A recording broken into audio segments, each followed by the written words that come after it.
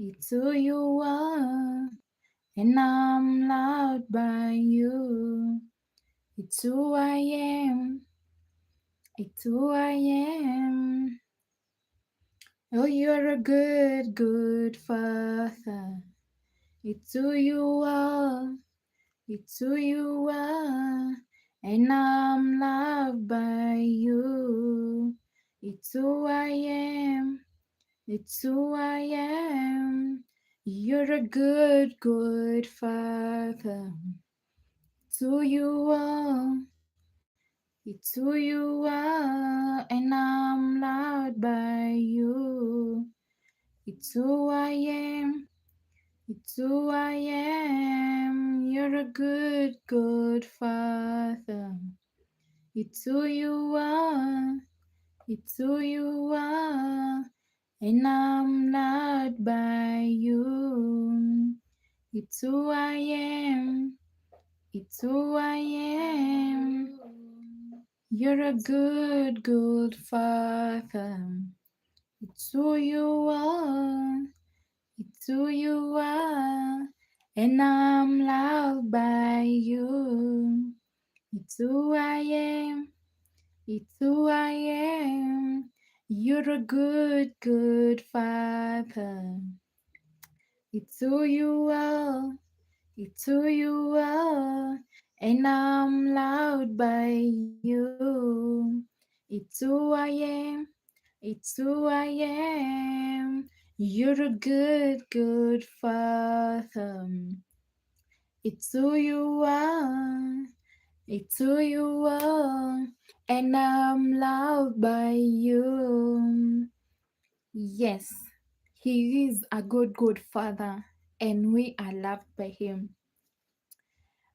Welcome to today's session where we learn on how to pray effectively and be men and women of results. Lately, and over like how many months now, I've been asking myself so many questions, and I've been doing a self appraisal, where you analyze your life and get to understand what is going in your life. And when I've been in those seasons and in times of asking question, doing self analysis, I have come to one conclusion, and this is a conclusion that I came into, that my life has been so different when currently, or when I learned how to pray, and um I became deliberate and intentional about my prayer life. Unlike when I used to be just a church goer, I used to be just someone who is just born again and that's it. And I've been doing a self analysis and a self appraisal of my life. And I realized there is a tremendous change when I started to really pray and become intentional and deliberate about my prayer. My life transformed. I personally transformed, and entirely, everything around me transformed. Unlike those days where I just used to be a good person, going to church every Sunday, and just being a believer like any other person. And when I was in those days and in those moments of asking or doing a self appraisal, I came into conclusion why the disciples told Jesus, teach us how to pray. And I want us to go into the book of Luke, chapter 11. Chapter 11, let me get my Bible. And the Bible says, one day Jesus was praying in a certain place. When he finished, one of the disciples said to him, Lord, teach us to pray, just as John taught his disciples. And that is the only scripture I want us to read today. And it is very profound if you can just read it and just start to question or start to ask yourself, why is it that the disciples, they didn't tell Jesus, teach us how to do business, teach us how to heal, teach us how to cast demon, teach us how to preach the gospel. Among many things that the disciples looked and they admired to be taught by Jesus, it is to pray. And I was asking myself, why is it that disciples, they were very close with Jesus, but they did an observation and they look at the life of Jesus, and they desired one thing. They didn't desire to be taught how to preach. They didn't desire to be taught how to do business. They didn't desire how to be taught to cast out the demons, but they desired one thing, to be taught on how to pray. And when I was thinking about that, I realized there is power in prayer. I realized why Jesus would pray. I realized the mystery that is hidden in prayer. And even when God instructed me to start this channel on understanding the mystery of prayer, I said yes. Why? Because I knew God will teach me the in-depth of prayer, even as I come to share with all of us, and even as we get to grow in the praise of prayer. Because when your prayer life is perfect, when your prayer life is good, I'm telling you, even your life in totality is going to be great. And and this is what I saw when I was doing my studies, that the life of Jesus was marked with tremendous results. And that is why the disciples emulated, they desired to be taught how to pray. They saw the result of prayer in the life of Jesus.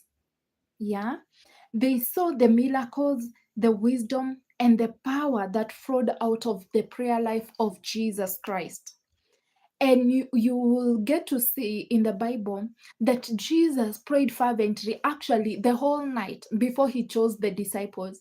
How many times do you pray before major decisions of your life, before you get that business deal, before you establish that business, before you do all these things? How many times do you pray? That is a question I have for us today. How many times do you pray? And Jesus, if he would pray for major decision while he was choosing the disciples, he prayed overnight. How much more of you and me? And another thing, Jesus prayed before raising the Lazarus. You know, before raising the dead, Jesus prayed, and that you can only see it in the book of John 11:41 and 42. And then Jesus also prayed before crucifixion. He said, at the land of Gethsemane, he said, not my will, but your will, Father. That is how much Jesus was into prayer. And you are going to realize that if you and I, we want the kind of result that Jesus had, and because we are emulating him every day, we got to embrace the prayer life of Jesus Christ. The results that you want and the results that looks like those of Jesus Christ, you got to embrace the prayer life of Jesus Christ. And I pray that we are challenged this afternoon. Another thing that triggered the disciples to desire the life of Jesus, and to be taught on how to pray, it's because they saw his intimacy with the Father. Yes, they saw the intimacy with the Father. Jesus prayed differently from the religious leaders of the time. And this is what I want us to break forth from. I think we have not been really taught on how to pray. And whenever it comes to prayer, we've been programmed that prayer, it's about asking for things, like you go there with a prayer request. And I'm not saying that prayer requests are bad. No, they are not bad. But that is how we've been programmed. We've been told whenever it comes to prayer, just go with your risk. I need a house, I need a car, I need a job, I need a man, I need to be married. All those prayer points. And I was thinking, is prayer all about prayer points? No, it is not. Actually, when you get to understand what prayer is, even those prayer points, you get to forget about them.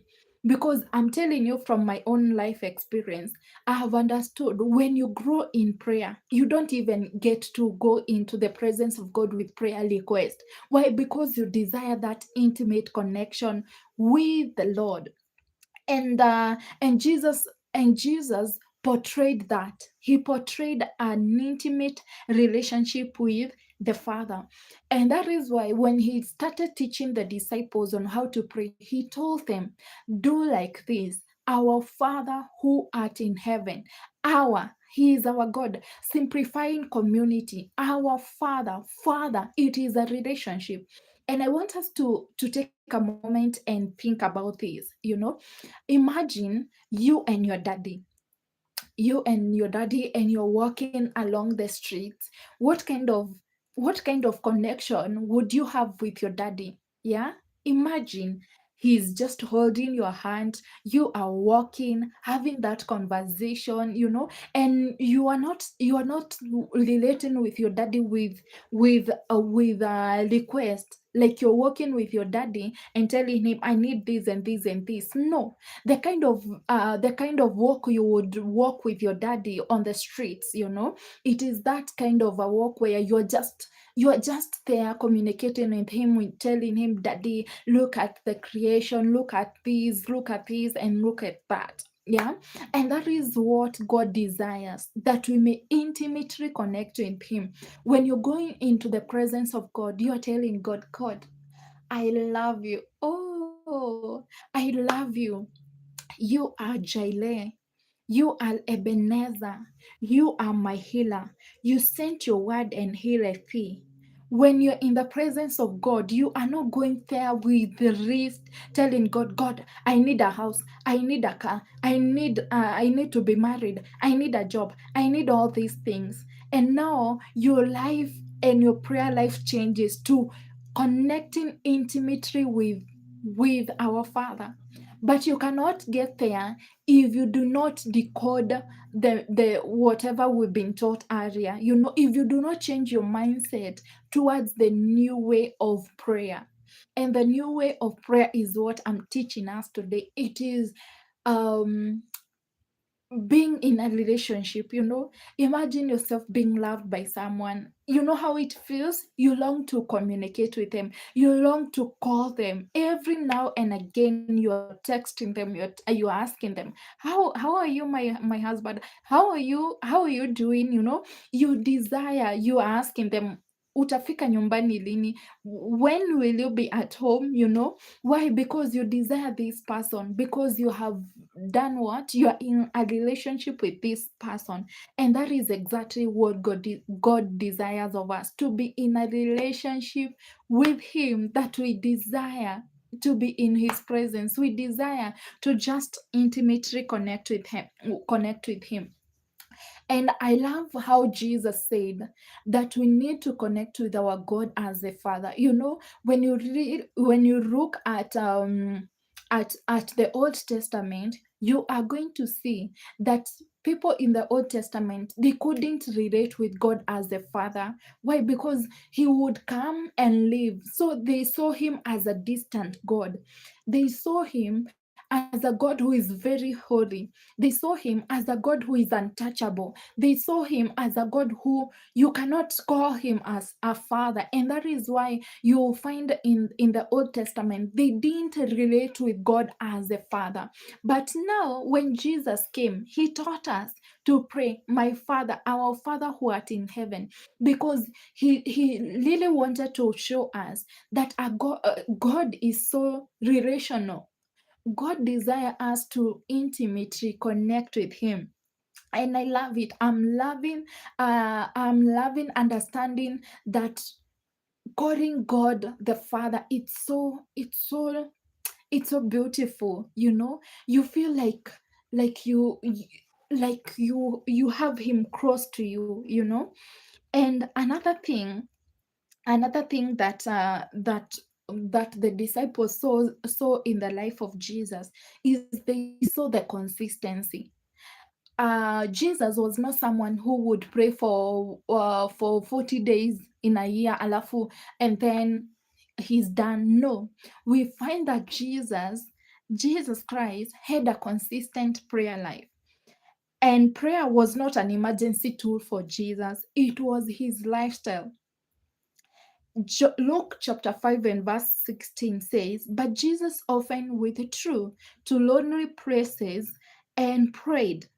He prayed in the morning, as you can see in Mark chapter 1 and verse 35. He would pray in at night, he would pray in public, he would pray in private. And this consistency is what triggered the disciples to be taught, to desire to be taught by Jesus Christ on how to pray, because they saw that Jesus was very consistent when it came to prayer. And we need to understand this, that a powerful life cannot be separated from a consistent prayer life. A powerful life cannot be separated from a consistent prayer life. If you want your life to be powerful, you cannot separate it from a consistent prayer life.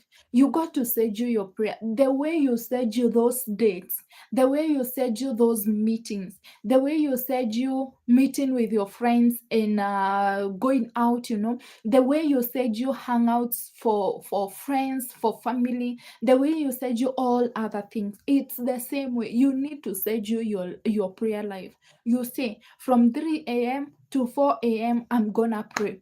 From this time to this time, I'm gonna pray. If you want to see a powerful life, if you want to see tremendous result in your life, you got to also schedule your prayer life. You got to be consistent.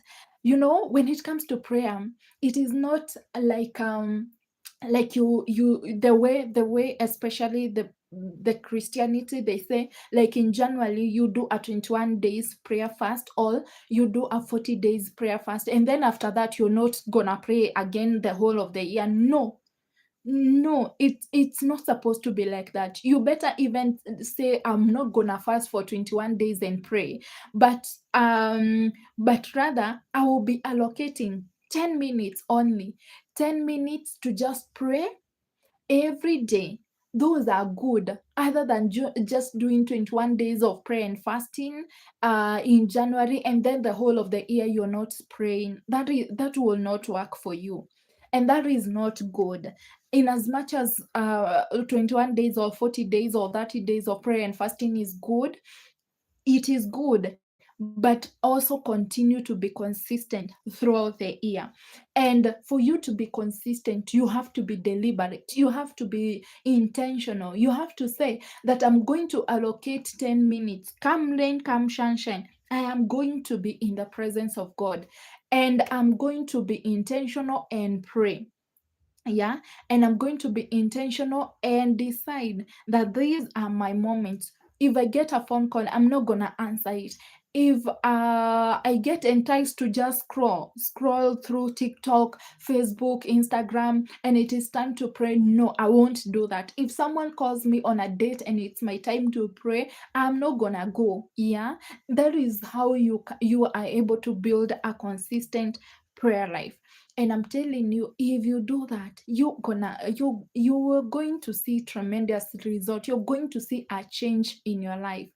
And I am throwing a challenge to you today. Please let me know, what is one change that you're gonna desire to make this week. You can commit to pray for 10 minutes, you can commit to pray for 15 minutes every day, so that you can build your consistent prayer life. And another point that the disciples saw in the life of Jesus is they saw transformation that came through prayer in the life of Jesus. And you're going to look at Luke chapter 9, 28 and 29, and we find this is the transfiguration. And we find that when Jesus prayed, his face was being transfigured. He changed when he prayed. And after prayer, we find that demons would flee, Jesus would walk in wisdom, and the lives were transformed through prayer. And they realized prayer was not just talking to God; it was a place of transformation. So prayer, it is not just a place to talk to God. It is it is a place of transformation. If you want your life to be transformed, you got to embrace prayer. And I've seen this in my life. My life has changed when I understood this mystery. My life has been transformed. How I relate with people. How about forgiveness? Me, I will forgive easily and let go. Why? Because God has taught me this. God has taught me not to be to be angry, like angry ovyo, like recklessly, it's through prayer, because prayer, it is a place of transformation. And and i love i love um i led i led somewhere where Smith would say, I don't often pray for more than half an hour, but I will never go more than half an hour without prayer. And his life was, or his ministry was marked with miracle. And these miracle, they were birthed from a consistent prayer life. So if you want miracles, if you want signs and miracle signs and wonders, if you want to see a transformed life in your life, you got to embrace a consistent prayer life. You got to embrace that. And that is why even the disciples, they desire to be taught by Jesus on how to pray, because they saw the life of Jesus, how it was. He would do miracles, he multiplied 2 fish and 5 loaves. Who can do that? It can only come when you have intimately connected with our Father. And that is what I wanted to share with us. And I want you to do a self analysis or a self appraisal of your life. And I want you to look at your life and and analyze how your life have been. And if your life is not okay, if the life that you're living today is not the life that you would want, I want you to change. And I don't want you to change so many things and change into other things. I just want you to now embrace the praise of prayer. Yeah. And when it comes to prayer, it's not a ritual. It's not the way we've been taught. It's a norm. No, it is you relating with a father, understanding father child relationship, understanding that you belong to God, and he is your father. And when you understand that, your prayer life will change. And when you understand such mystery that is hidden in understanding fatherhood, you will also be able to pray for long. Why? Because you will always desire to be in the presence of God. So this is a challenge that I'm throwing to you today. Do a self analysis, appraise your life, look at how your life is, look whether you are living a life like that of Jesus, and analyze whether you have results like those of Jesus. If you do not have all these things, start a journey of wanting what the result of Jesus through embracing a consistent prayer life like that of Jesus. That is what I want us to do, yeah, so that we can become men and women of prayer, and men and women that are seeing results in their life. So to conclude all this, I want to leave you with this uh, to leave you with this, that prayer is the source of a powerful life. Prayer is the source of a powerful life. And was the prayer was the power source of Jesus' life. For Jesus to be able to live a life of resort and a life of prayer on the face of the earth, in as much as he was God 100%, he had to pray. And if Jesus prayed, who are you? Who am I not to pray? Yeah. So if you want to see God's hand in your life, if you want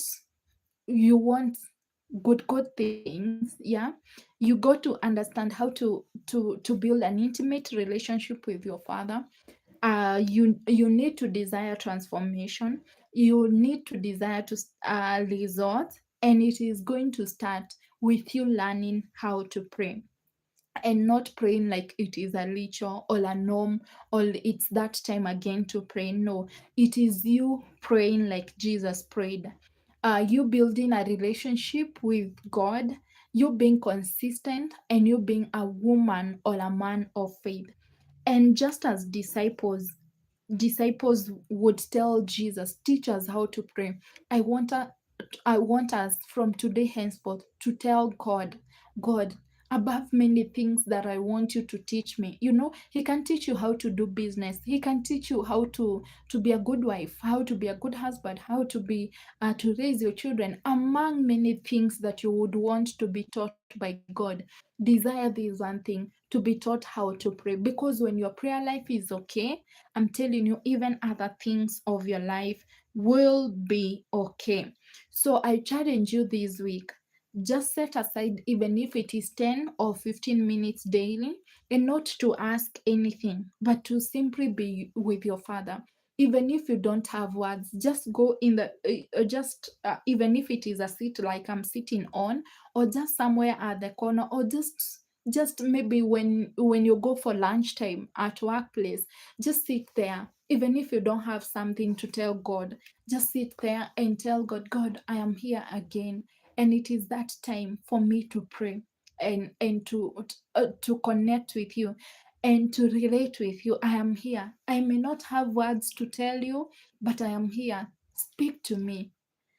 Tell me something. When daddy calls you, or when you go to daddy, you expect something. So just set those few minutes, and just go in his presence, and just be there.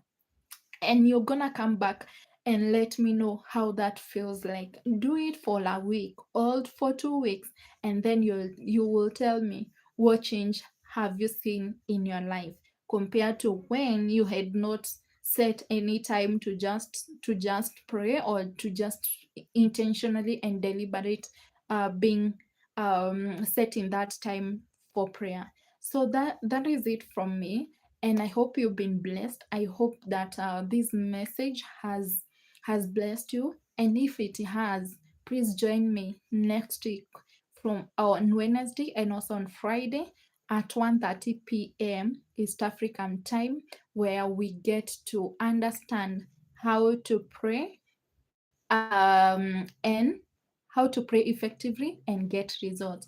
Again, I am so happy for having you join me.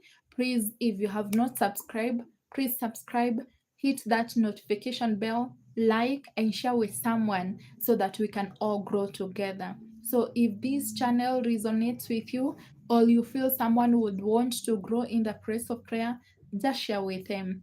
And I'm going to see you again on Wednesday and on Friday, 1:30 p.m. East African time. But apart from that, I have other videos that I've uploaded. You can go watch them. I have daily declaration that you can be declaring over in your life, to the glory of God.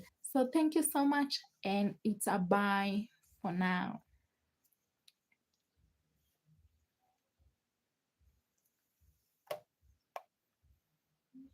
Hmm?